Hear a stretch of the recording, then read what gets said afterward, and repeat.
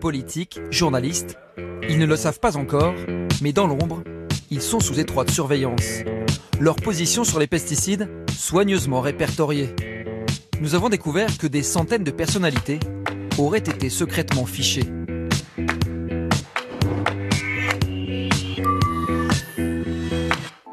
Tout commence par une fuite de documents confidentiels, des fichiers informatiques qui portent la signature d'agences de communication travaillant pour le géant de l'agrochimie Monsanto.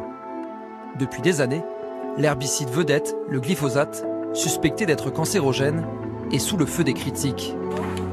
Parmi ces documents inédits parvenus jusqu'à nous, ce graphique de 2016 avec les logos Monsanto et Publicis, une cartographie des acteurs clés du débat sur le glyphosate en France, répartis en fonction de leur influence, un outil de lobbying.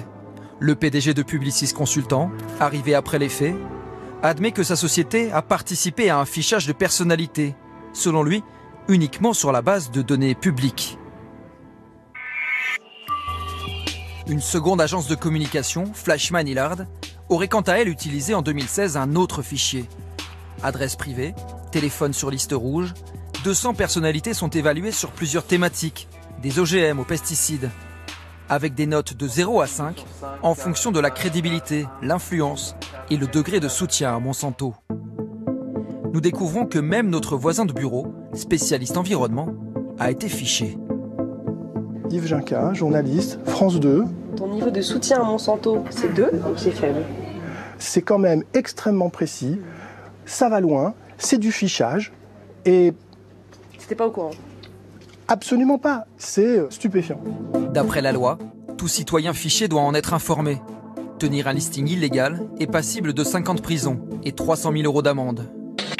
Parmi les documents que nous avons reçus, un autre tableau pose question. Glyphosate Target, 74 cibles prioritaires, divisées en 4 groupes. En bleu, les alliés, en vert, les potentiels alliés à recruter, en jaune, les personnes à éduquer et en rouge, les personnes à surveiller. Avec de petits commentaires en anglais. Il pourrait être un relais, mais ne veut pas être associé directement à Monsanto pour cause de perte en crédibilité. Un plan d'action personnalisé, rendez-vous en tête-à-tête, envoi d'outils pédagogiques. 2 tiers des cibles sont classées changeables, susceptibles de devenir pro-glyphosate. Une annexe préconise même de se renseigner sur leur centre d'intérêt. Ont-elles des loisirs? Golf, tennis, chasse? Les partenaires à éduquer... C'est fou, hein, ouais. Alors moi, je suis là. Je suis à surveiller. Ségolène Royal était à l'époque ministre de l'Environnement, favorable à une interdiction du glyphosate. Il est écrit noir sur blanc qu'il fallait la marginaliser.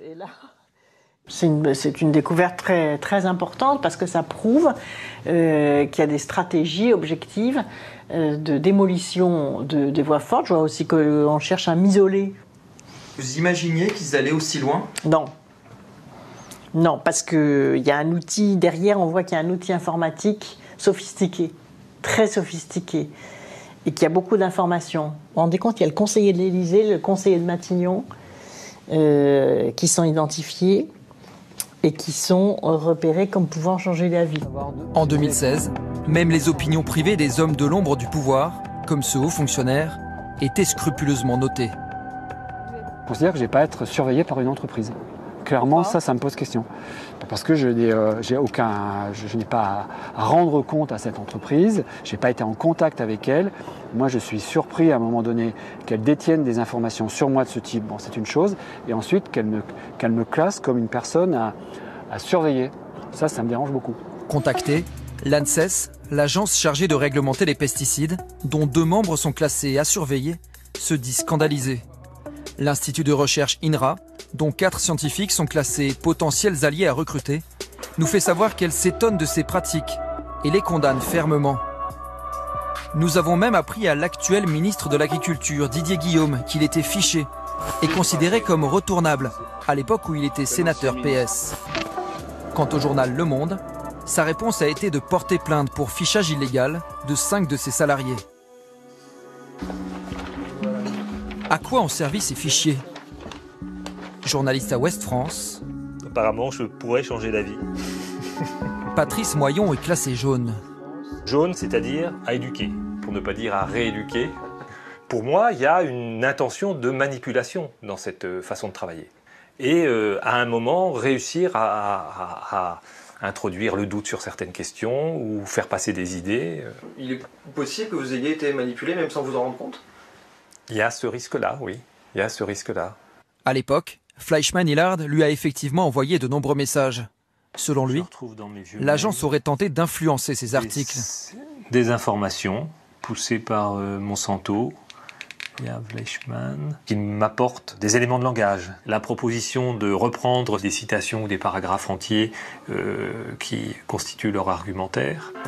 On découvre ainsi dans les fichiers la recommandation d'envoyer aux alliés des propositions de tweets et des infographies clés en main.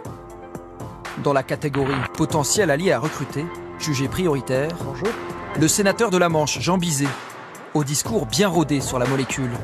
Ça peut être potentiellement cancérigène au même titre que la charcuterie et au même titre que le café. Vous êtes, vous, ciblé pour influencer Nicolas Sarkozy. Votre voix porte fort. J'ai l'impression que vous voulez pas le C'est vous regarder. qui le dites? Non, c'est ce qui est écrit sur le document. C'est pour ça que... Oui, mais parce que vous croyez que tout document écrit est un document tangible. Est-ce que vous avez été recruté? Est-ce que vous vous considérez un allié? Pas du tout. Pas du tout. C'est une véritable caricature, cette interview. Ce que je vous demande... Et je vais y mettre fin. Ce que je vous demande juste... Je vais y mettre fin. Vous ramassez votre bazar et je vais y mettre fin. Mais non, mais vous vous foutez de ma gueule ou pas? Mais pas du tout, monsieur. Mais Je non, vous mais montre un écoutez, document vous vous foutez de ma gueule. Non, c'est terminé cette caricature. Je dis c'est terminé. Le nouveau propriétaire de Monsanto, Bayer, nous répond ne pas avoir connaissance de ces fichiers et nous renvoie vers Fleischmann-Hillard. L'agence, elle, assure ne pas avoir identifié les documents que nous révélons, ni avoir connaissance d'un agissement non conforme d'un de ses collaborateurs.